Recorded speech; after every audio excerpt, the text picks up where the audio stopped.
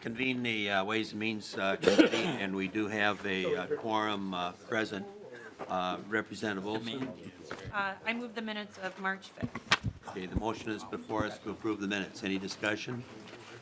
Seeing none, then all those in favor signify by saying aye. Aye. Motion carried. We have the first bill of the morning is House File 50 by Representative Hornstein. It deals with the cell phone use while driving a motor vehicle. And Representative Hornstein. Thank you very much, Mr. Chair and members. I'm proud to, first of all, let's move this bill.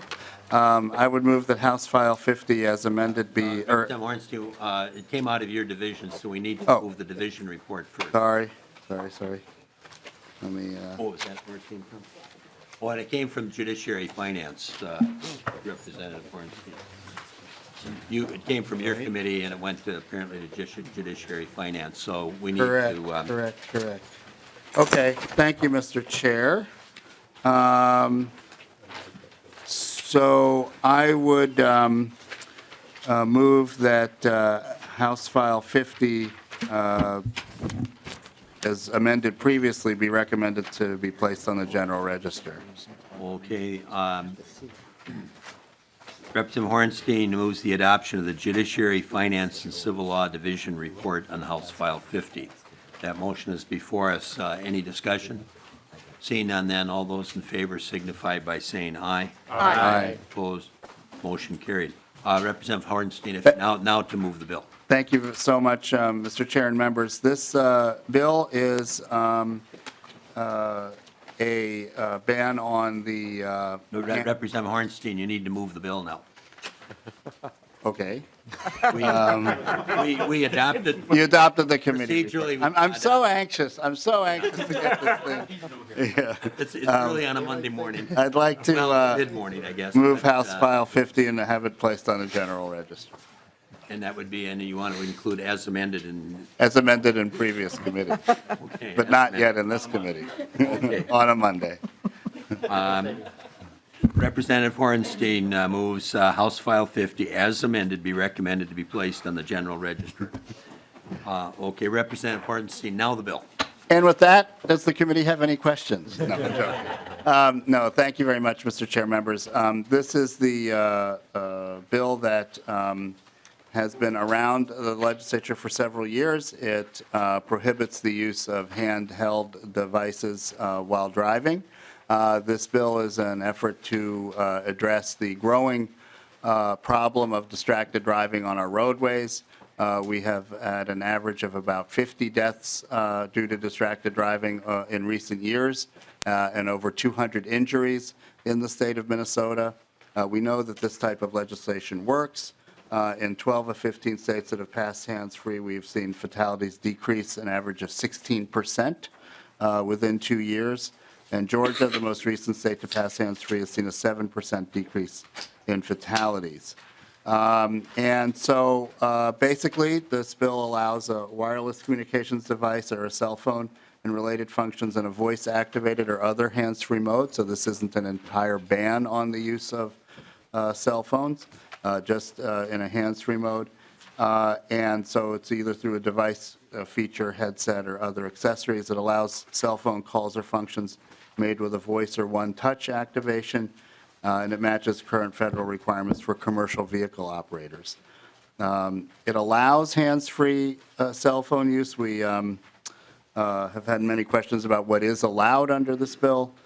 So if you want to obtain emergency assistance, that is allowed in the event of immediate life or safety threat or danger, and in an authorized emergency vehicle while in the performance of official duties.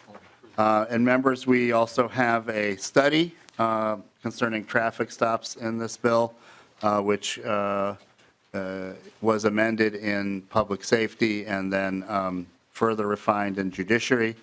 And that came as a result of some concerns that were raised by members of the Public Safety Committee related to profiling. And so we have addressed that concern in this bill.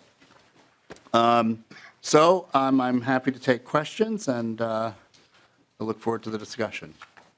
Okay, I see Representative Skowski would like to be recognized, but my intent was there's by Representative Torkelson, an amendment in the package, so I thought I would take the amendment next, if that's all right, Representative Skowski, and then after we dispose of the amendment one way or the other, we'll recognize you first. Representative Torkelson. Thank you. Your amendment. Mr. Chair, I'd like to move the A9 amendment. Okay, the motion is before us. If you'd care to explain the amendment. Well, thank you, Mr. Chair. After this bill left transportation, a study has been added, a study that I believe is really goes well beyond the scope of this bill and really is not directly related to the purpose of this bill, and is the study itself is very broad and does take another chunk of money out of the general fund unnecessarily. It goes back to review any significant changes in traffic laws since 2003. That's a long period of time. I'm sure there have been, I don't know how many changes there have been in traffic laws, and I don't know who's going to define which of those are significant changes, but someone would have to do that. I already mentioned the cost of this of $250,000. It's going to collect data, but we don't really know what data necessarily. It says in the bill that the section does not require law enforcement agency to collect any additional data, but yet if they're not collecting additional data, I don't understand how they can have an effective study without collecting additional data somehow, whether it's with or without the agreement of law enforcement. They're tracking data on geographic and demographic information related to the driver. That, to me, Mr. Chair, is just a wide open permission to collect any information from that driver and compare it to what we don't really know. You know, what is relevant data on geography? I'm not sure what exactly that might mean, if you're going to go neighborhood by neighborhood or county by county, or just how that works. And as far as the relevant driver demographics, what really constitute a relevant demographic, we don't know. It's not defined in this study what relevant driver demographics really are or should be. Once this data is collected, it doesn't really tell us who will have access to it, how it will be stored, or how it's going to be protected. It also represents a 2001 study, and I guess I would ask the author, what was this 2001 study that we are comparing the new data to? Representative Hornstein. Thank you, Mr. Chair and Representative Torkelson. I'll be happy to answer all of your questions. We also have one of the authors of that study in the audience as well, if I can't answer your concerns. First of all, so to the first question about why is there a nexus between the study and the bill, we've had, so the specific changes that we're talking about are since 2003. We have had the .08 issue, we have had primary seatbelt, we have had the texting law, and we have had potentially this law if it's passed. So those are the four issues.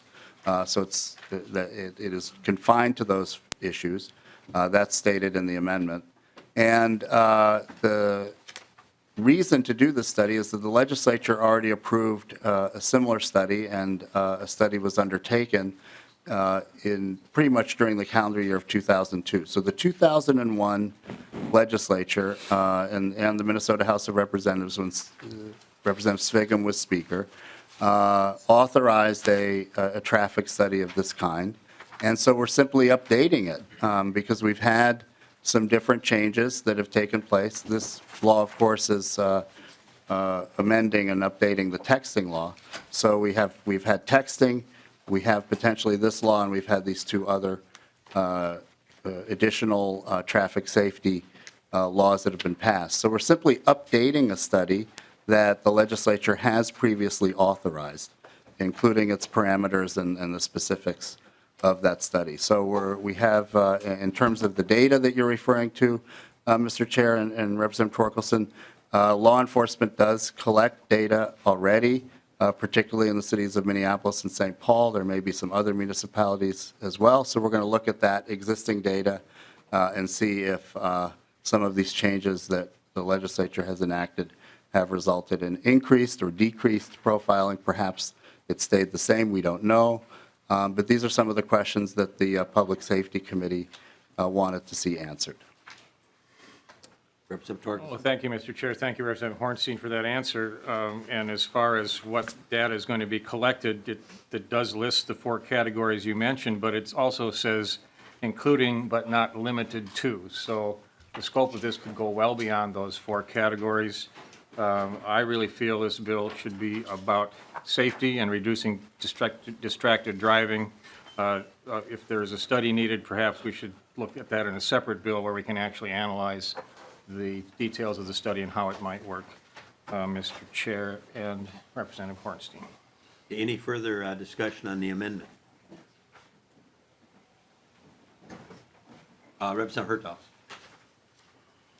Representative Drazkowski, was your comments going to be on the amendment or on the bill? Okay, Representative Hertaus. Thank you, Mr. Chair. My question was not about the amendment. Did you want to Okay, wait? so we'll keep you on the list then, Yes, right please. after Thank you. Representative Drazkowski. Okay, any further discussion on the amendment? Seeing none then, all those in favor signify by saying aye. Aye. Opposed? No. Motion defeated. We now have the bill before us. Representative Drazkowski. Thank you, Mr. Chair, and Representative Hornstein. Just curious, do the prohibitions extended in this bill extend to law enforcement as well? I believe they do not, but I have Mr. Austin from the Minnesota Safety Council can confirm that. And Mr. Austin, if once you sit down, if you could identify yourself for the record. Mr. Chair, members of the committee, my name is Paul Austin. I'm the president of the Minnesota Safety Council. We're a supporter on this bill. The exceptions that allow law enforcement to continue to use their devices, all their devices as they currently do, is included in this bill. It carries forward that same exception that was granted in the texting law itself. So law enforcement's operation of their phones and their MDTs and their radios is not subject to this bill. Representative Drazkowski. Thank you, Mr. Chair, and thank you, Mr. Austin. So we have a bill that treats different people differently, of course. I would suspect that the reaction time and behavior of law enforcement people is very similar to or exactly the same as the rest of the population. So really, I think a weakness, Representative Hornstein, in the bill. But I have one other question, and that is on lines 2.16 and 2.17 of the bill. Using includes but is not limited to holding wireless communication, a wireless communications device. What does holding mean? Does it mean, so if the device is in my hand and a text message happens to come across it, even though I'm not looking at it or putting it to my ear or anything else, am I in violation for simply holding that device in my hand? Mr. Austin. Mr. Chair, Representative Drazkowski, 2.16 and 2.17 essentially ask you to not have that phone in your hand while you're in the vehicle. Mr. Chair? Representative Drazkowski. So, Mr. Austin, law here doesn't ask people what to do, it tells them what they have to do. And Mr. Austin, so I'm curious whether if this is enacted into law, will someone who's simply holding a device in their hand but not looking at it or putting it to their ear and a text message happens to come across that device at that time, are they in violation, and are they in a position to be cited for the penalties in this bill? Mr. Chair, Representative Drazkowski, in my opinion, the answer is yes. And you have to remember that this bill is not aimed solely at texting. It's at voice communications. It's people who are live streaming, who are FaceTiming, who are watching movies on their phone. It's more than simply the act of getting a text message. And so this as defined does say that you should not be driving with the phone in your hand. So, Mr. Chair, Representative Drazkowski. thank you, and Mr. Austin or Representative Hornstein. So the answer is yes. If it's in their hand and there happens to be a video or text message or anything else that's cited in this bill that happens to come across it, even though they're not looking at the phone or having it to their ear, they're in violation. So what if the phone is in their pocket? Are they holding it according to this bill, and are they in violation too for having the phone in their pocket when a text message, a video, or any other prohibition in the bill happens to come across it? I've been addressing you as Mr. Austin, and it's Mr. Austin. Austin. That's fine. Okay, I Not a problem. apologize. Mr. Austin. Chair, Representative Drazkowski, if it's in your pocket, it's my interpretation that it is not subject to this bill. We'd have to ask law enforcement to move further into that interpretation. I'd also like to point out that there's other sections of law that apply to inattentive driving, and there is a crossover between essentially bills like this and inattentive driving. So if I'm not paying attention to my driving and I'm eating a sandwich or I'm doing something else that's not related to a electronic device, there is also that section of law that's also available and applicable. So thank you. Last question, Mr. Chair, or maybe just a comment, Mr. Austin, sorry about that. So it seems, Mr. Austin and Representative Hornstein, that there is a weakness in the bill and not a clear definition of what holding means for the people of this state. If this is enacted into law, I think we need to be very clear what it is and what behavior of the person in the car puts that person in violation going forward. Thank you, Mr. Chair. Okay, Representative Hertaus. Thank you, Mr. Chair, and Representative Hornstein. As I've read through the text of the bill itself, and with respect to the use of cell phones in a non-hands-free type of operation, I was thinking about situations as it might apply to myself. I own a number of vehicles, more than there are drivers, less than the number of boats that I own. But nonetheless, not all of them are new and do not have these modern features. I've got a couple of vehicles where you can touch a button on a steering wheel and you can call a phone number, or even if you get an incoming text, it will display on the screen without having to be distracted with your phone. But what bothers me more, the way the language of the bill is written, oftentimes in some of these vehicles where I'm accompanied by someone, most often my wife, a text message will come in or something, and I will hand her my phone, and I will say, read this message to me. And so she reads the message to me, and I will dictate a reply to text back. So she's doing it for me while I'm driving and paying attention to the road. What concerns me is if during one of these events I should be involved in an accident, law enforcement will most likely summons that phone to see whether or not any transmissions have been coming from it. How do we fix that problem structurally in having the driver have some immunity with regard to not violating the law? I think the way the bill is written, that would be a culpable piece of evidence that would suggest that I was doing something I was not, and that bothers me the way the bill is written. Is that directed to Mr. Austin? Or whoever? Either one. Whoever would like to take it.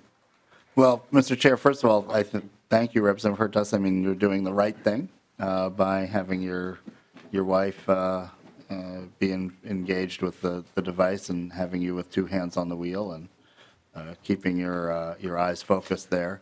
My initial reaction, and I think maybe Mr. Austin can help me out here, but as long as you're not holding the phone, I think that's really the bottom line here. If your wife is holding the phone, but it's your phone, I don't really see an issue with that, but maybe Mr. Austin can clarify. Mr. Austin? Mr. Chair, Representative Hertaus, I agree with what Representative Hornstein just said. Thank you for doing the right thing. I think one thing that we'd like to underline under this whole discussion is this bill is not designed to give everybody carte blanche to use their phone. The goal is still under the header of if you must use your phone, please use it in this way to be in compliance with the law. So you are exhibiting a good example of how you manage around the if you must use your phone in that situation. Number two, I'm speaking from old experience with time in public safety here in the 90s, but a law enforcement officer would have to have probable cause to believe that you were the distracted entity in that crash before the chain of even starting to talk about who was actually holding that phone in their hands would occur. So I think at that point, it's not much different than if a law enforcement officer suspected that you actually had it in your hand and you were alone, and it becomes a conversation then in a legal sense around proving or disproving, who was doing what, and the burden of proof is on the law enforcement and the prosecutorial side of that equation. So where your scenario could come true, I think there would be an interesting legal conversation about, your testimony and your wife's testimony versus someone from outside the car's testimony about who was actually holding the phone, much less getting into analysis of fingerprints on the phone or something along that order. Representative Hertaus? Thank you, Mr. Chair. And just one other related question on this same issue. I'm part of a trade or industry that your vehicle is your office. And, in the DWI laws, if an individual has the key in the ignition and are engaged with law enforcement, even though the vehicle is parked and it's not running, or if it's over on the side of the road, that's deemed to be operating the vehicle. Now, oftentimes, in the construction trades, we're out in the street where we literally carry a file cabinet, if you will, as such, on your front seat. You have different jobs, different stuff going on. You're using your vehicle as an office. You're not necessarily moving, but your key is in the ignition. Maybe you're parked in front of a fire hydrant and law enforcement comes along and sees you on your phone with the key in the ignition. Is there anything in this bill that prohibits somebody from pulling over to the side of the road to make a call and leave the car running? A couple weeks ago, we had 35 below outside. I don't think anybody wants to turn their vehicle off, but the right thing to do is to not be in traffic. But I don't know that it addresses this issue either of being pulled over or in the operation of a vehicle but not moving. What do we have in language that's going to protect those individuals from unjust prosecution? Representative Hornstein? Thank you, Mr. Chair, and Representative Hertaus. I believe your question is addressed in 2.13 through 2.15. And so if the vehicle is not in motion and in a location that's not ordinarily used for vehicular travel, it's not obstructing traffic, then I think you're in good shape here. Thank you, Mr. Chair. Thank you, Representative Hornstein. In closing, I think with regard to my prior issue, I would like to see some language that makes sure that this issue is addressed if somebody else in the vehicle is operating your phone and returning messages, even though you're dictating it. I'd like to see some safeguards for individuals that are doing the right thing but aren't going to be punitively punished for the fact that it was their phone. Okay, Representative Scott? Thank you, Mr. Chair. And Representative Hornstein, I was contacted by two constituents that both have difficulty hearing. In one ear, they are completely deaf. And they said that, and maybe this has been addressed in another committee, but they said that they can't use the Bluetooth that comes through their car because they just can't hear. It's just, they can't comprehend what is being said. And so I don't know if you've entertained any thought to making exceptions for people that just cannot hear or not. They have no other recourse but to hold it up to their ear in order to be able to hear a phone conversation at all. So somebody that has that disability, I don't know if you would entertain looking at exceptions for them? Representative Hornstein? Mr. Chair, Representative Scott, Representative Garofalo had raised a similar issue with us, and he had a constituent as well. And I believe there's some kind of app that is used in this context that would be allowed under the bill. But I'll have Mr. Austin take a crack at that. Mr. Austin? Mr. Chair, Representative Scott, the issue that Representative Garofalo raised had two facets to it. One was the control of a hearing aid via an app on your iPhone, and largely to adjust the volume of that hearing aid on the iPhone or an Android smartphone while you're in the vehicle. We believe that can be successfully done in a one-touch mode. So controlling the hearing aid, managing it, unless you're making some sort of intricate equalizer adjustment or you're pairing it to your between your phone and your hearing aid, it would be possible to do that and be in compliance with the one-touch voice activation requirements of House File 50. The second issue had to do with using the hearing aid itself as a Bluetooth hearing device, or to actually run the phone through the hearing aid itself. And for the hearing aids that do pair up to iPhones, it would be used just like you would use an earbud or another device in your vehicle.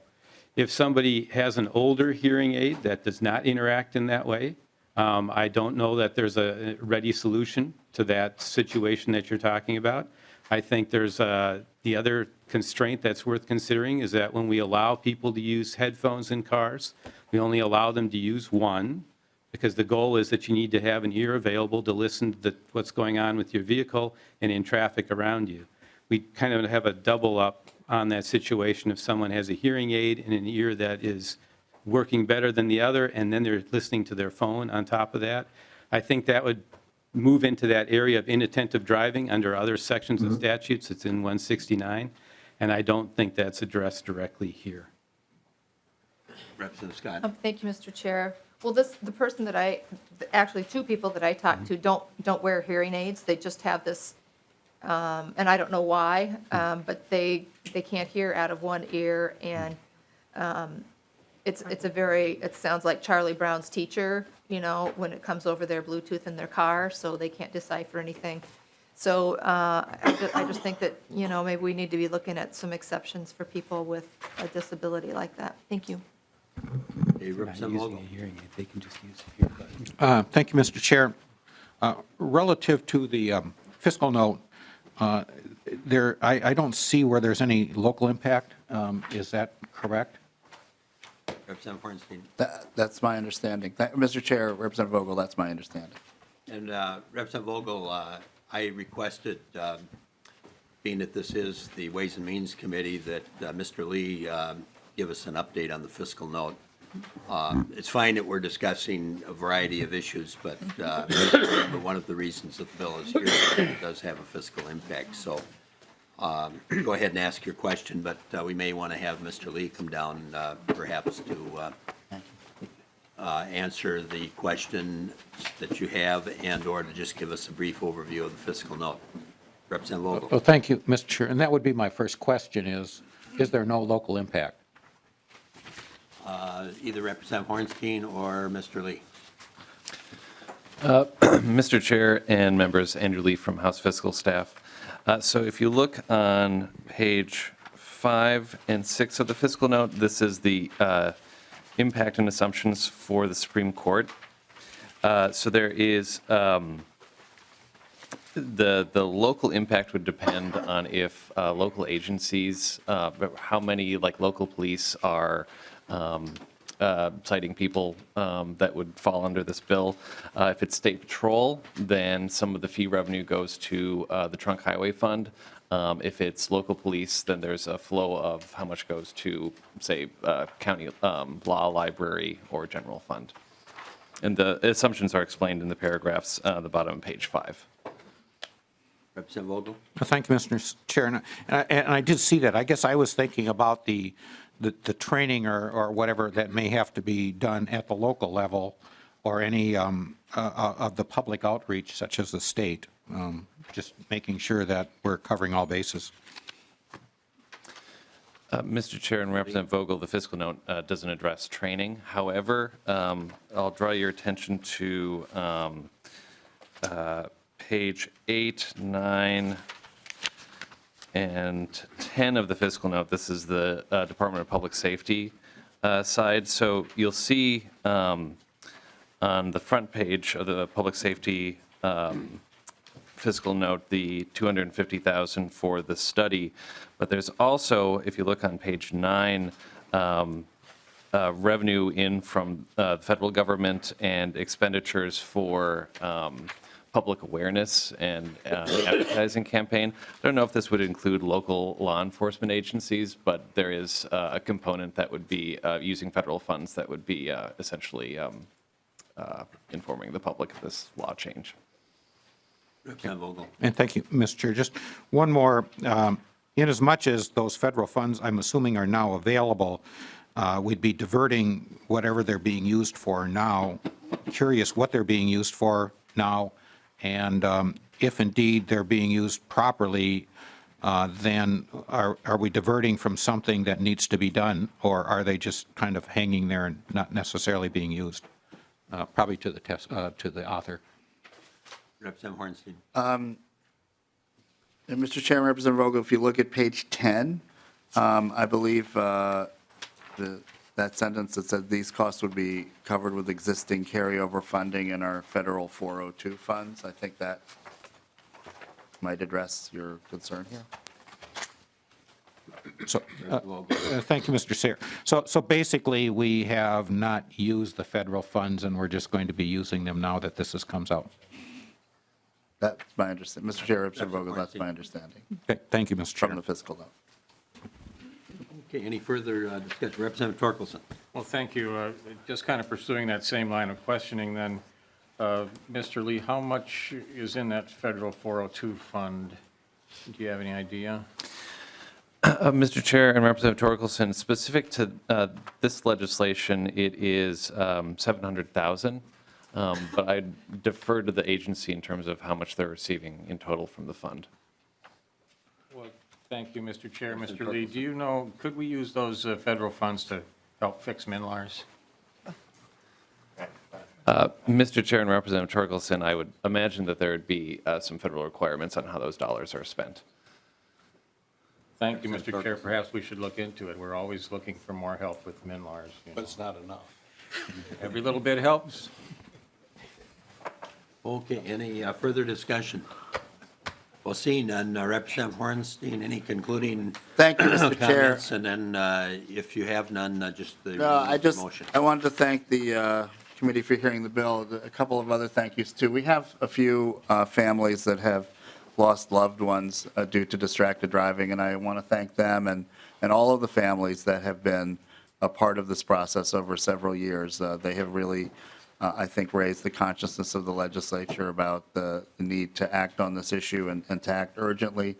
We also have 30 business organizations that have come out in support of this bill, and we really appreciate the support of these business, civic, and nonprofit organizations and their advocacy. So the bill is popular, and I think the time has come for the legislature to pass this legislation. So with that, members, I would renew my motion that House File 50 as amended be recommended to be placed on the general register.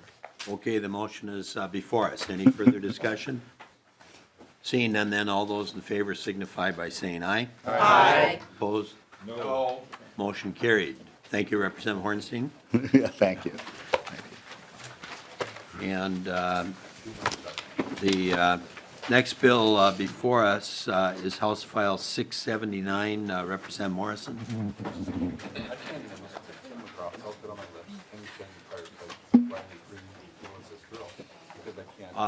Members, by way of background, we passed this one out of committee the other day, and there was an error in the committee report.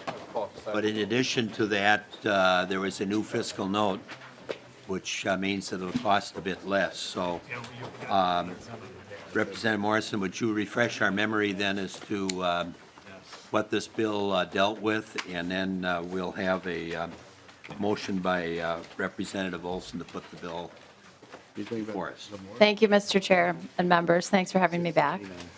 House File 679 addresses an urgent need to assure funding for children's residential mental health services for May and June of this year. State funds were appropriated in the 2017 budget passed in the special session to sustain children's residential mental health services in anticipation of an IMD designation by CMS. Unfortunately for the math to work out for the special session agreement, 2 months of the biennium, May and June of this year, were left unfunded in anticipation of funding those 2 remaining months in the 2018 session.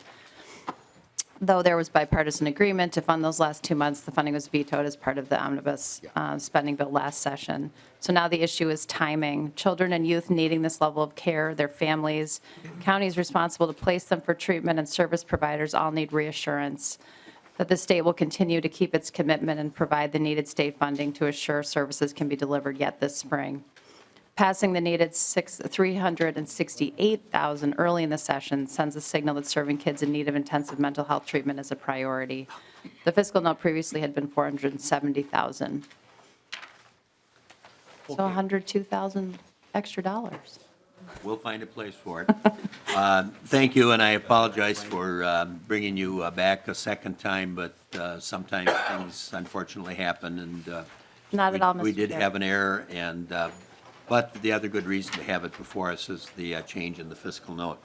So Representative Olson. Yes, I move that House File 679 be recommended to be placed on the general register. Okay, any discussion on the motion?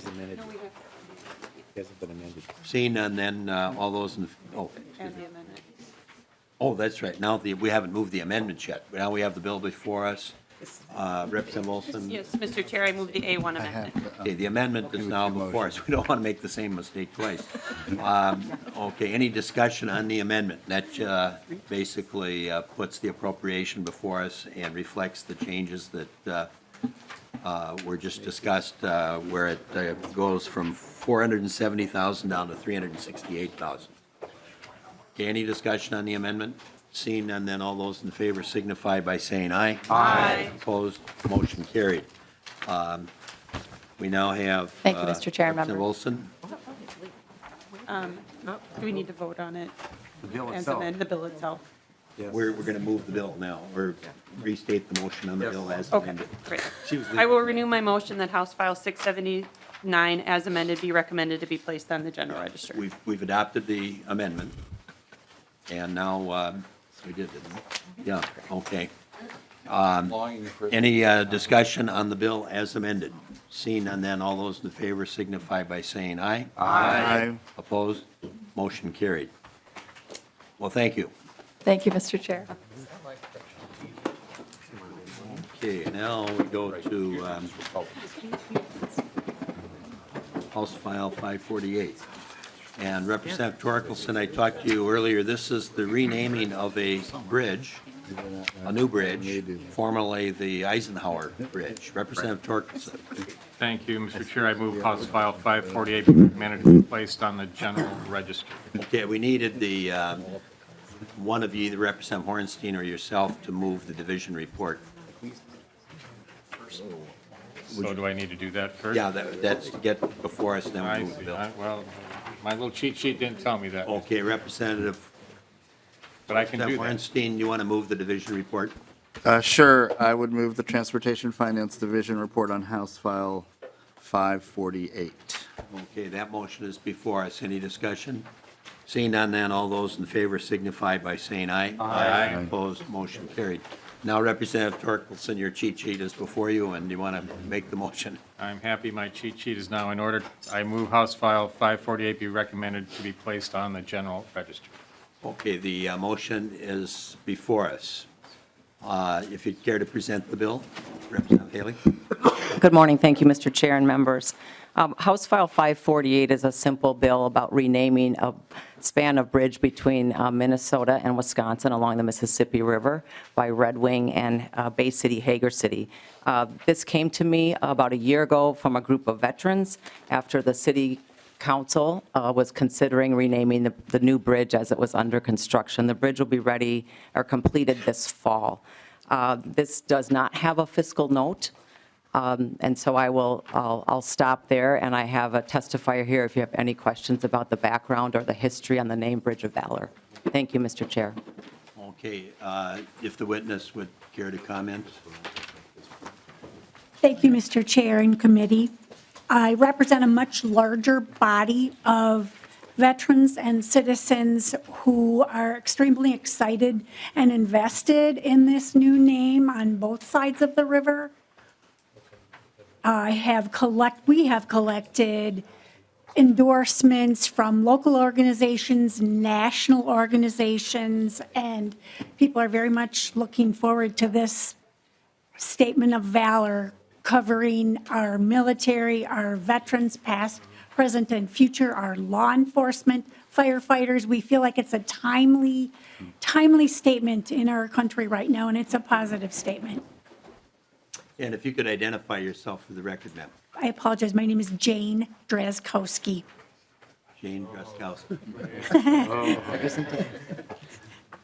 Everybody's looking over at Representative Druskowski. Is there a connection? She's got a great name, Mr. Chair. Okay, Thank you.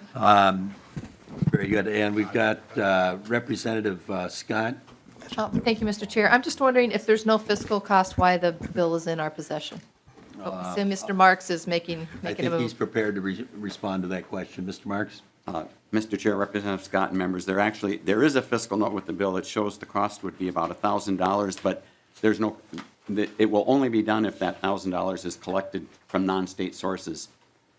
So it's essentially no cost to the state. It's those supporting this would have to raise the $1,000, and then Department of Transportation would change the name and spend that money to change the name.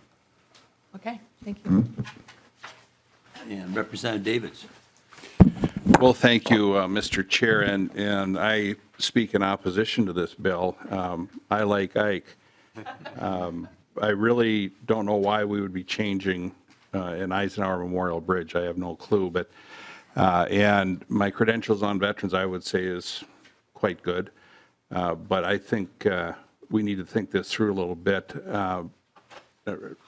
Mr. Chair, maybe if I could ask a question of the author. Representative Davids. Thank you, Mr. Chairman. Representative Haley, is the city on board with this? Do you have a resolution from the city? Mr. Chair and Representative Davids, thank you for the question because there is quite a background on this. So I'll give you a brief background. When the new bridge started under construction, the city started this effort of gathering all kinds of constituent groups, artists, poets, veterans, et cetera, and their process of renaming was going to take a year and have all these committee meetings and everybody have a voice. In their discussions with MnDOT about the construction and the renaming, they realized that they didn't have to rename the bridge, and they hadn't understood that originally. But this process had already begun. So at that point, the city said to the residents, we are not going to lead this process, and if you have interest in continuing, you can contact your state representative because it would be state statute to change the name.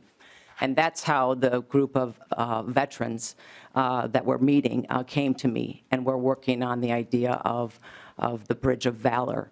I'll have Ms. Drazkowski talk a little bit more about that, but to your point on the city, so the city, again, supported this and started this process.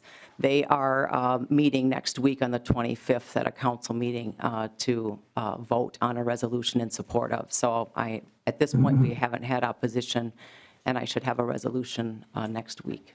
Well, thank you, Representative Haley and Mr. Chairman. I think I've got an idea where everybody could win on this thing because, you know, usually a lot of times these renamings just go through, but I like Ike. What can I say? What if it was called? What if it was renamed the Eisenhower Memorial Bridge of Valor? Mr. Chair and Representative Davids, I'll let Ms. Drazkowski speak to that because that has been discussed through this process, that possibility. I mean, Mr. Chairman, I think my idea is brilliant, and the bill could fly through. Eisenhower Memorial Bridge of Valor. Mr. Druskowski. That only makes sense. Thank you, Mr. Representative and Mr. Chair. I have a statement from a national organization called Legacies Alive that was started by a Navy SEAL and an Army Ranger, and their statement kind of encompasses what we're trying to do. They say, we understand that the bridge's naming has become a point of curiosity and attention. President Eisenhower served our country with the utmost honor, and his involvement in its original naming is without question. However, we strongly believe that the state should not just recognize one person's service to our country, but rather the collective action of all our fallen heroes, Gold Star families, veterans, and active duty service members. The Bridge of Valor title includes each of those groups and will ensure each of their sacrifices is recognized. Representative Davids? Well, I think that my name encompasses everything. It's much better. And so what if, can we make it, move for an amendment right now, or would that be out of order? Of course, I'm usually out of order, but. Representative Davids, we do have a requirement that amendments be offered in advance so that they're posted. So perhaps that would be best for the House floor. Thank you, Mr. Chairman. When I chaired committees, I never had any rules. So, but that's fine. Representative Davids, I served on your committee. I understand fully.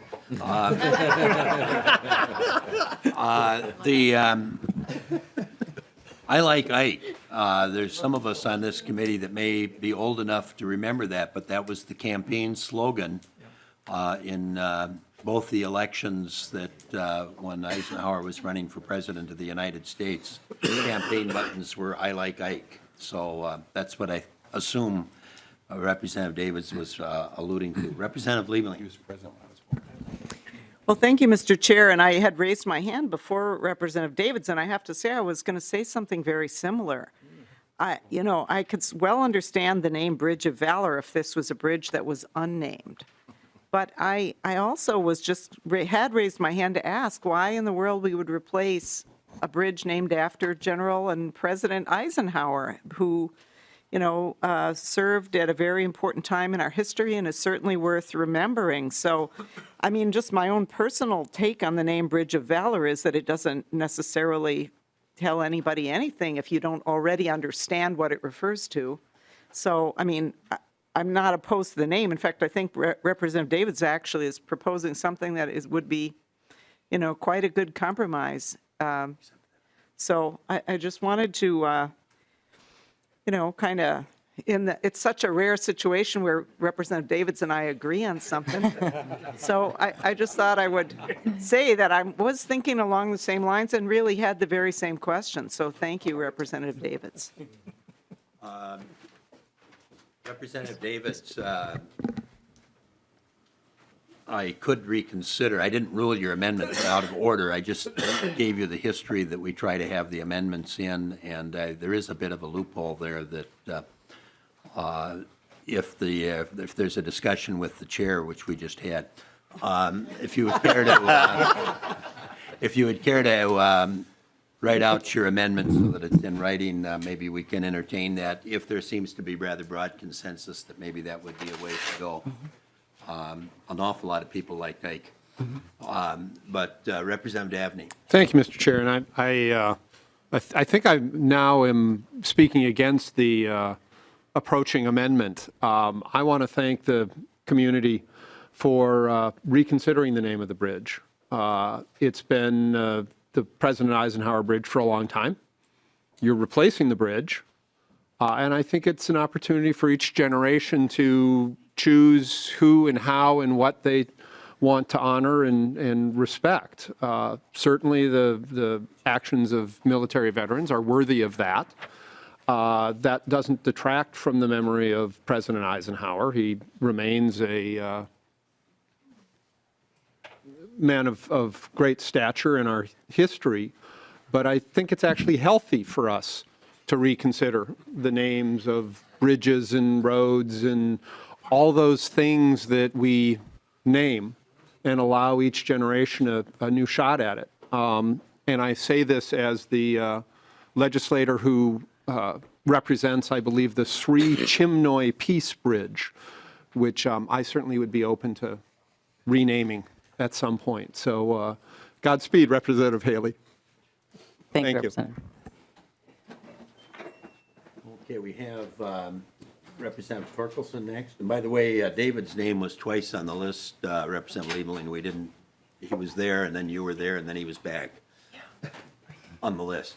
He just raised his hand twice, I guess. So we try to take people in order as best we can. Representative Torkelson. Thank you, Mr. Chair. I have a question for the author. This bridge crosses a state border. Does Wisconsin like Ike?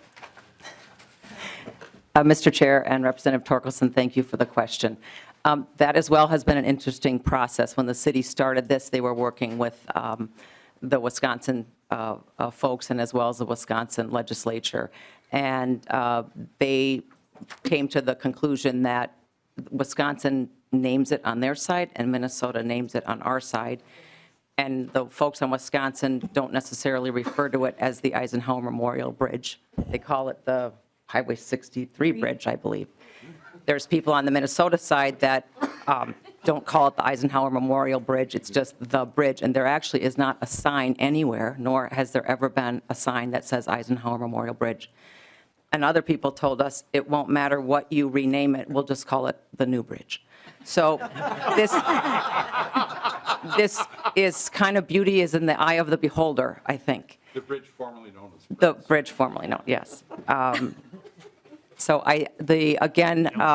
this broad group of veterans is very committed and passionate about Valor and what Valor means across, again, past folks that have served our country and folks in the future. So we're trying to kind of encompass a lot of people's ideas around this bridge. I appreciate your comments. Representative Pawlowski, and maybe you could enlighten us on what the bridges are named between Winona and Wisconsin. Mr. Chairman, I was at the dedication of the bridge. My first grade class from St. Joseph Elementary School, Catholic school, was there because Meredith Anderson stood next to President Eisenhower as he dedicated the bridge, and she was related to Ambassador Anderson at the time. I recall that we all got to shake President Eisenhower's hand, and that it looked like the entire town was there. So when Representative Haley asked me to sign on to the bill, I said no for the same reason Representative Davids did, because I like Ike and I got to shake his hand. Thank you, Representative Pawlowski. What I generally, any further discussion? What I generally do, this I think is the first bill you've had before the committee, is ask the author for advice about the amendment. Do you have any comments? Thank you, Mr. Chair. I am open to the suggestion. I'm not quite sure on your process, Mr. Chair. One option maybe is I could bring the suggestion back to the wide group of veterans that have been working on this for a year and get some feedback. And also, I could get some feedback from the City Council at that meeting next Monday, if there would be an opportunity to postpone your decision today and come back before Ways and Means in a week after that happens. I am open to that process. I think maybe the best way to proceed on, on that question would be if the amendment goes on, this isn't the last stop, and you could have that discussion, and then when the bill is before the House, if an amendment was necessary, it could be proposed there. That would save your having to come back to Ways and Means. Representative Davids? Well, thank you, Mr. Chairman. I would like to defer to the author, and this is, I think we've got some support here to put it on, but I think maybe it could use some more discussion and let Representative Haley do her homework. So thank you, Mr. Chairman. I'll withdraw my amendment this time, but it will be back. Okay, the amendment is withdrawn. Any further discussion on the bill? Let's see, that was moved by Representative Torkelson. Would you care to renew your motion? Thank you. I would renew my motion that House File 558 be recommended to be placed on the general register. 548. I'm sorry. 548, but It's 548 there's a mistake yours? in my cheat sheet, Mr. Chair. Yeah, okay, it's 548. We I can got, submit this to you for proof, but okay, I'll go with 548, Mr. Chair. okay. That's probably the best one to go with right now. Any further discussion? Seeing none, then all those in favor signify by saying aye. Aye. Opposed? No. Motion carried. The next bill before us is Representative Nash's bill dealing with Trunk Highway 25 in Carver County. And that came out of Representative Hornstein's division. You want me to move the? Yeah. So, Mr. Chair, I would move adoption of the Transportation Finance and Policy Division report on House File 1171. Okay, the motion is before us. Any discussion? Seeing none, all those in favor signify by saying aye. Aye. Opposed? Motion carried. Representative Hornstein? Or Torkelson? Thank you, Mr. Chair. I move that House File 1171 be recommended to be placed on the general register. Okay, the motion is before us. And Representative Nash?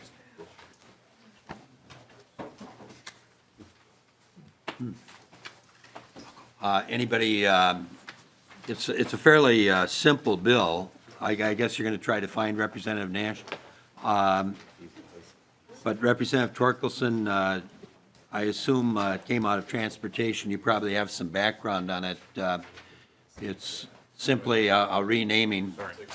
I don't think it involves any complexity beyond understanding perhaps who it's being renamed for. Thank you, Mr. Chair. On behalf of Representative Nash, I'm happy to present this bill. I think you're correct that there is no conflicts of historical names and had any correlation to this bill. It's a fairly simple bill, and I would encourage folks to vote green. Okay, any discussion? Seeing none, then, if you'd care to renew your motion, Representative Torkelson? Yes, I renew my motion that House File 1171 be recommended to be placed on the general register. Okay, any further discussion? Seeing none, then, all those in favor signify by saying aye. Aye. Opposed, motion carried. We now have House File 142 by Representative Lesch, who just entered the room. Representative Lesch, you're right on time. All right, perfect. Just-in-time inventory. And Pretty good. Representative Eklund. Mr. Chair, I move adoption of the Veterans and Military Finance and Policy Report on House File 142. Okay, the motion is before us. Any discussion? Seeing none, all those in favor signify by saying aye. Aye. Opposed, motion carried. Representative Eklund. Thank you, Mr. Chair. I move House File 142 be recommended to be referred to the Government Operations Committee. Okay, the motion is before us. Representative Lesch, if you could give us a brief overview of the bill. Thank you, Mr. Chair and members. House File 142 says that counties have to pay differential pay for their deployed service members. Most municipalities, local units of government in the metro area pay this differential pay. The idea behind it is that if you're a public employee and you go to serve your country, you should not be taking a pay cut, risking your at-home finances or even your home when you deploy. As a commander in the infantry, one of the major things that we had to deal with is when soldiers deployed, we needed their attention focused 100% on the mission. And there were always challenges to that. So if they had, let's say, family problems at home, I remember one of my drill sergeants referred to it as baby mama drama. That was an issue, and it took your attention away from the mission or the training, and so commanders wanted to reduce that as much as possible. Another major factor was finances. If you were deployed or you were away on training and you were losing money and you were starting to get phone calls saying, hey, I just got a repo notice, or I got a notice from the mortgage company that they're going to take the house, your focus is not on training. There are several soldiers deployed, actually two of them right now, in Operation Spartan Shield in Kuwait, who work for Ramsey County. Ramsey County is one of the few counties that does not offer differential pay for deployed soldiers. In this case, we have the donut hole of the situation where these prosecutors receive more money when they're working as a prosecutor than they do as an 03 or an 04 deployed in Kuwait. One of these soldiers is in danger of losing her house, and that's wrong. We can't have that. I attempted to work with Ramsey County for almost a year now in trying to get them to address the problem, and so far they have refused. And so I brought the bill. It's moving in the Senate, and I hope you'll support it. I think the total cost we're looking at for them is like $30,000, $40,000 they could solve this with, but bureaucracy. Okay, the motion is before us. The bill has been presented. Any discussion? Representative Drazkowski. Thank you, Mr. Chair. Thank you for bringing the bill, Representative Lesch. I notice in here, so two things. One is, this appears to be an unfunded mandate for the counties. Are they kosher with this? They've been telling me about unfunded mandates for the last 10 years, and we continue to do things with we continue to do that. The other question is, I see that it largely, some of this did apply to schools before. Now you're applying it to counties. What about cities, townships, other units of government? Is that bill number 2 next year? Well, Representative Mr. Chair and Representative Drazkowski, first, it absolutely is an unfunded mandate. No question about it. We're telling counties that they have to do something. I feel that in this situation, it's absolutely warranted. And that if we have public employees who are leaving to serve, that we can't have them losing their houses. And so there may be a philosophical difference on that, but yes, it's an unfunded mandate. I'm not going to mince words on that. Your question with respect to other units of local units of government, I can tell you that, like the city of St. Paul, for example, offers differential pay. City of Minneapolis does. And the major users of that are police and fire. So the problem that I'm trying to solve is for these deployed service members right now that are, one of whom stands to potentially lose her house. That's the problem I'm trying to solve. She works for the county, and I'm trying to solve this with a scalpel instead of a sledgehammer. Maybe it's worthwhile saying that all municipalities should, but in this case, I wanted to solve the problem for the counties, and that's why I did it. Representative Drazkowski. Thank you, Mr. Chairman. Representative Lesch. Any further discussion? Representative Vogel.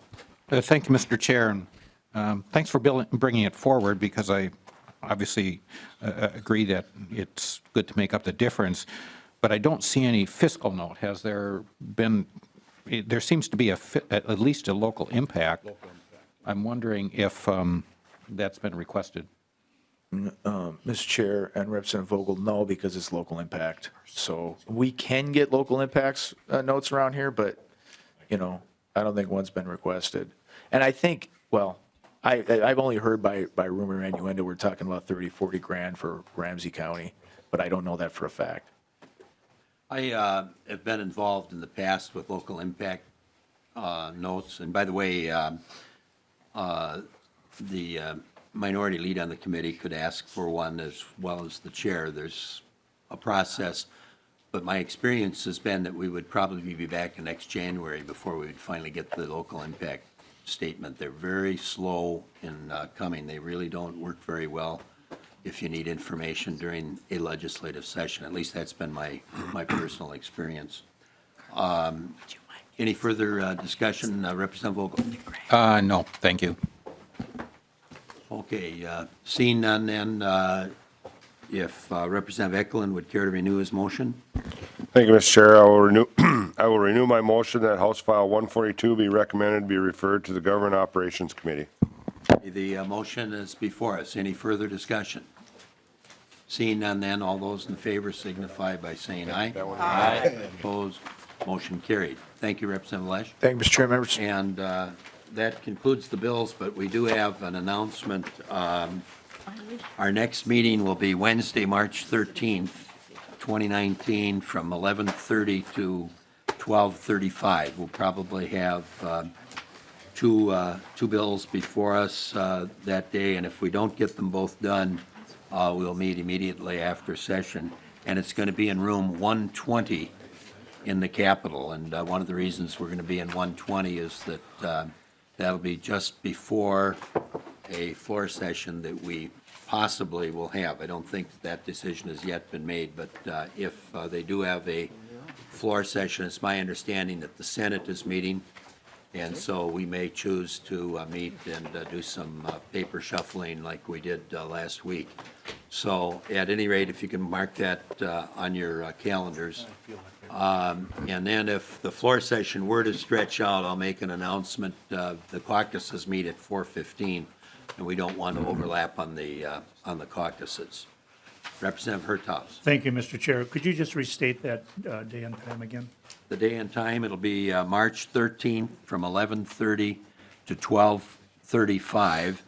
And then we will adjourn if we've completed the agenda. Otherwise, we will reconvene immediately after the session to complete the agenda. And that's in room 120 in the Capitol.